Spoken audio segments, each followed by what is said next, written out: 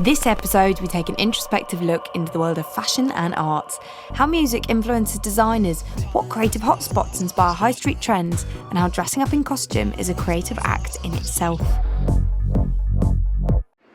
Hi, I'm Sam Hall, outside the Amersham Arms in New Cross, all the way south of the river, Blimeneck. Goldsmiths College is literally 3 seconds that way. Camberwell School of Arts, 5 minutes that way. So, one of the main artistic points in the whole of London, and yet why do we ignore south of the river? I'm here for Skip, a night put on by Skip Theatre, graduates of Goldsmiths College. It's a performance collective night, and it's one of the leading performance collective nights in London. So we're here to see what it's all about.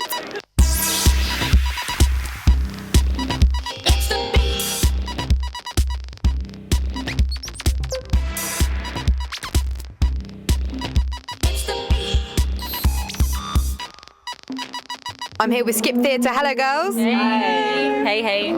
We've got Laura, Chloe, and Charlotte.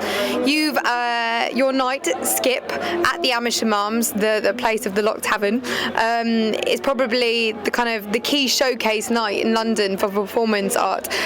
How do you feel about that, and why do you think performance art is so key to explore rather than just like bands and DJs or separate theatre? I think basically we want to bring a younger audience back to theatre and to performance, and by kind of placing it in a club environment, we hope to do that. You know, it's about getting people that wouldn't normally get to see theatre, get them to see theatre and performance art and performances again, and, you know, just encourage people to come back to the theatres.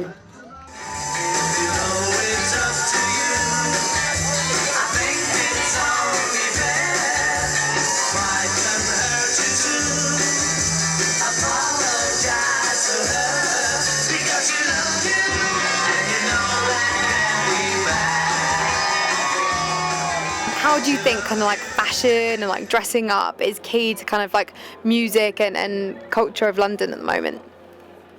I think most people, when they go on stage, take some sort of persona and adopt something else. So with our doing that, the fact that we wear leggings and leotards, we're trying to bring back the sort of feminist ideas of just being like, yeah, it's cool, you know, wear what you want. It doesn't have to be all pretentious and that. It's just like feel comfortable with what you're wearing and go for it, basically.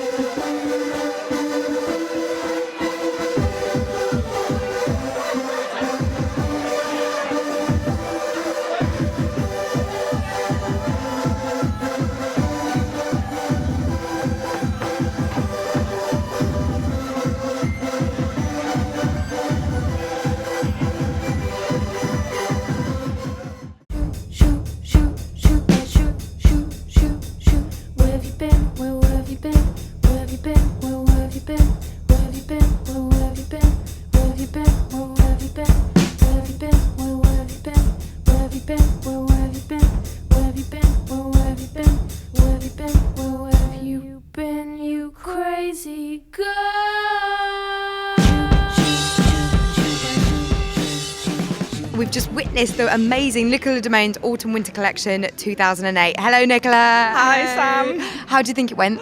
It was amazing. I'm so happy. And what buys did you have today? We had Saks Fifth Avenue. I'm so excited. Lots of other good ones too, and lots of really good press. I'm just really buzzing. I think it was really good. Brilliant. And what would you say your inspiration for this collection was? It was quite a lot of like illustrators. It's kind of cute, tough, cartoony kind of look. So I think we pulled that off quite well in a grown-up way.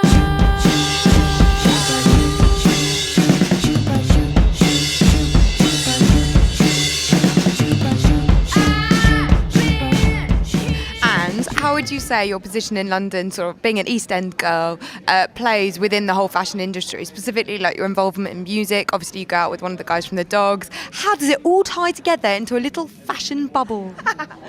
I think I'm kind of outside that East London set a little bit, and I'm hoping to kind of be a bit more commercial, and I think that kind of comes across, and I think like the involvement with music is really obvious. It just like explodes on the catwalk. So I reckon, yeah, does that make sense? Yeah.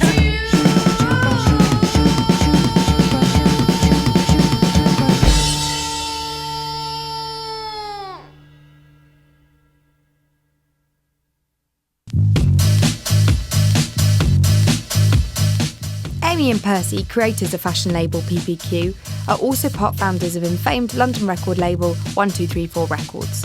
Hosting a wealth of club nights all over the capital, as well as the annual Shoreditch-based 1234 Festival, they've released records by the Cazals, Whitey and the Bishops, and with infamed pals such as Pete Doherty spotted religiously in their skinny jeans, it's no surprise PPQ have created such a media stir.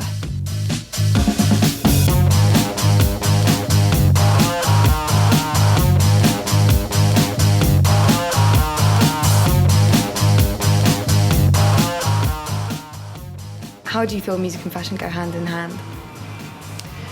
Well, I always say you always need a good dress to go to the party. Was my perspective. What's it like from a boy's point of view? And you always need something good to dance to when you're wearing decent threads. Kind of like you have a club night because you can make money, and then when you get money, it funds your love, your hobby or whatever. I mean, obviously music's a hobby as well, but it's the most direct way, I think, of making cash. Put a band on, people will come.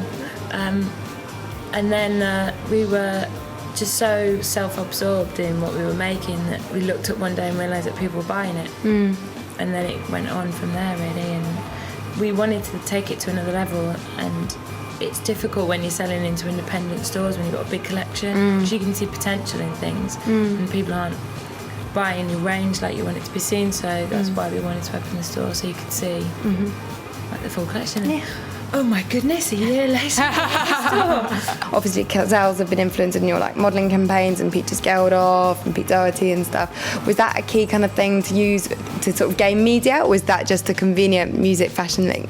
Well, our last offices were on 4 floors. We lived upstairs, and the basement was the record label. And these people were just knocking around anyway, so it just makes sense. Models are expensive. Not expensive, and not particularly good looking. Or Pleasant people, But just just fun, the wrong, isn't it? Yeah.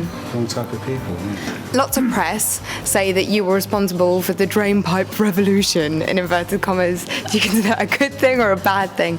And how does it feel to have sort of every high street store across Europe copy you?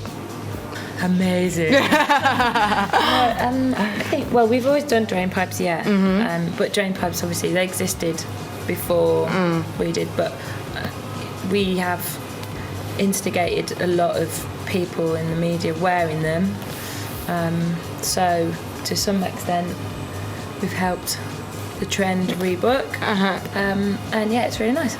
And we still sell them. I think we'll always sell them. Yeah. I think for our people, that rock and roll look, where they've not eaten a lot, they need skinny trousers, don't they? So, you're not going to catch any of them flapping around in some Levi's. So, cool. Yeah, they'll always be an integral part of what we do.